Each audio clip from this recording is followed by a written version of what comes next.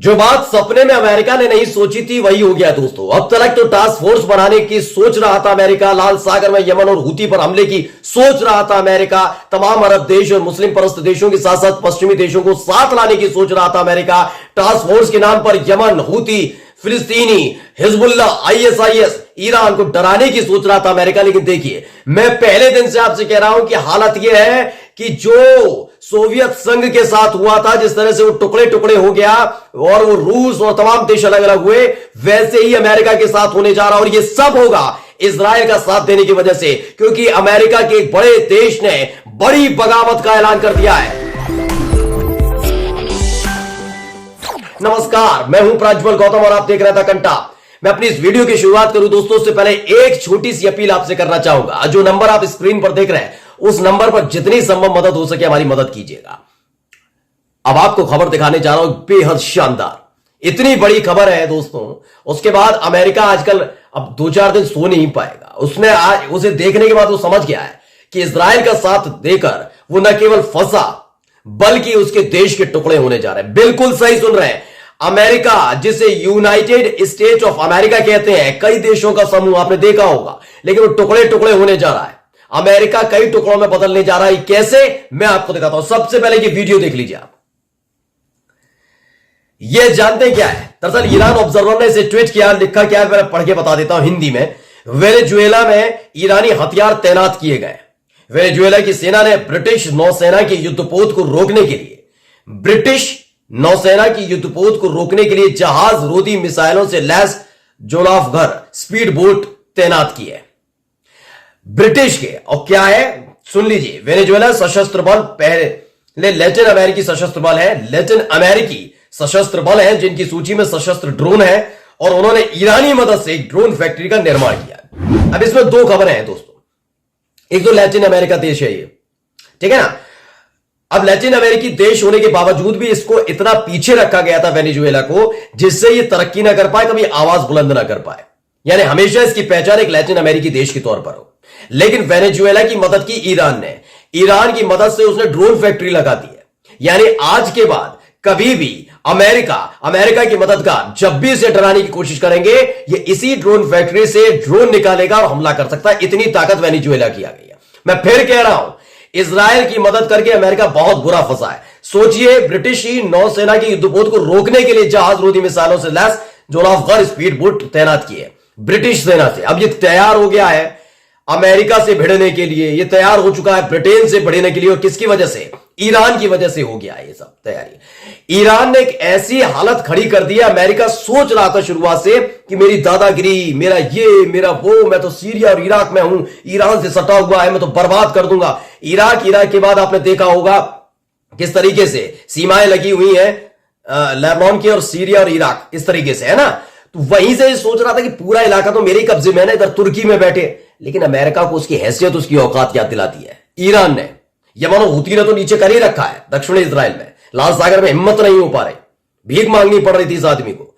America को भीख किससे मांगनी पड़ी? ईरान से। सोचिए, जिस ईरान पर आप प्रतिबंध लगाते रहे, ईरान से कहने कोई मदद नहीं दे रहा, आप ही आ जाओ, आप ही। ईरान ने भी तब कह दिया तो औकात में यमन और हूती पर हमला ना हो जाए। क्या बात कर रहे हैं?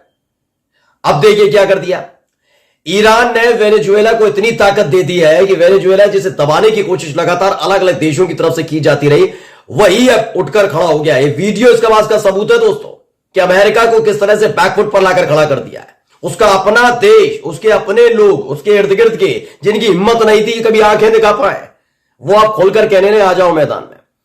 ब्रिटिश नौसेना के खिलाफ स्पीड बोट वेनेजुएला ने मिसाइलों से लैस, ड्रोन से लैस तैयार करके खड़ी कर दी है। यानी अगर इर्द गिर्द वेनेजुएला के इर्द गिर्द नजर आई ब्रिटिश नौसेना तो बख्शेगा नहीं, और उसका साथ सीधे तौर पर ईरान देने जा रहा है। अभी आप कहेंगे कि फिलिस्तीन का क्यों साथ नहीं दे रहा था ईरान? क्योंकि फिलिस्तीन का क्या है ना, फिलिस्तीन को लेकर सीधी लड़ाई नहीं थी, उसमें हमास लड़ाका संगठन लड़ रहा था। उसका साथ देने के लिए उसने अपना लड़ाका संगठन खड़ा कर दिया हिजबुल्ला ने। ईरान ने हिजबुल्ला को सपोर्ट किया, वहां पर जीत गए वो। सीधे अगर दो देशों के बीच का संघर्ष होता तो यकीन मानिए ईरान साथ देने के लिए तैयार था, इस जैसे वेनेजुएला का दे रहा है। पर्दे के पीछे सबको पता है, अमेरिका को पता है, इजराइल को पता है कि ईरान लगातार हिजबुल्ला और हिजबुल्ला के जरिए हमास तक हथियार पहुंच रहे हैं। यह खबर इसलिए भी जरूरी है दोस्तों क्योंकि इससे तकरीबन 3 दिन या 4 दिन पहले मैंने खबर आपको बताई थी। याद करिएगा कि एक और बड़ा झटका अमेरिका को मिला था। मैं आपको पहले दिन से बता रहा हूं, सीरिया, इराक और जितने मुस्लिम परस्त देश है, सबसे पहले सीरिया और इराक से खदेड़े जाने वाले हैं।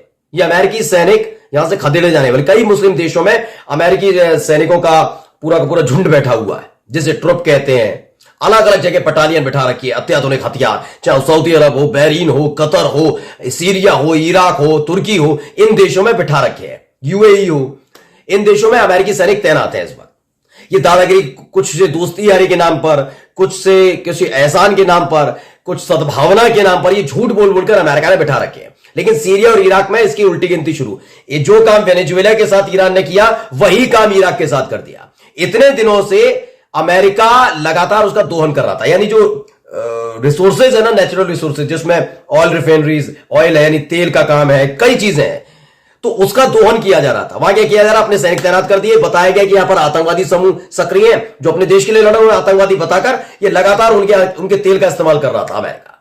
अब क्या किया ईरान ने कहा ये बहुत दिन हो गए, अब ज्यादा ही ताकत है ना, वो आगे आकर खड़ा हो गया। और देखिए ईरान ऑब्जर्वर की ये खबर मैंने आपको दिखाई थी, ब्रेकिंग, बड़ा सेटबैक अमेरिकन को लगा है क्योंकि उनका कंट्रोल पूरी तरह से हट गया है इराक के नेचुरल रिसोर्सेज से, क्योंकि ईरान और इराक ने मिलकर एक समझौता किया है जिसके तहत रिफाइनरीज और जॉइंट गैस और ऑयल फील्ड का निर्माण दोनों देश मिलकर करने जा रहे हैं एक साथ। यानी अमेरिका के हाथ से सीरिया भी गया, इराक भी गया, वेनेजुएला जो उसका अपना लैटिन अमेरिकी देश है वो हाथ से निकल गया। पूरा खेल खत्म करके रख दिया गया है। ये पूरा जो इलाका है, पहली बात तो इस पूरे इलाके में आज मैं गारंटी के साथ कह सकता हूं कि अमेरिका और सबसे ज्यादा जो बाइडेन इस सदमे में होंगे कि उन्होंने इतना गलत फैसला कैसे ले लिया। बहुत गलत फैसला लिया है।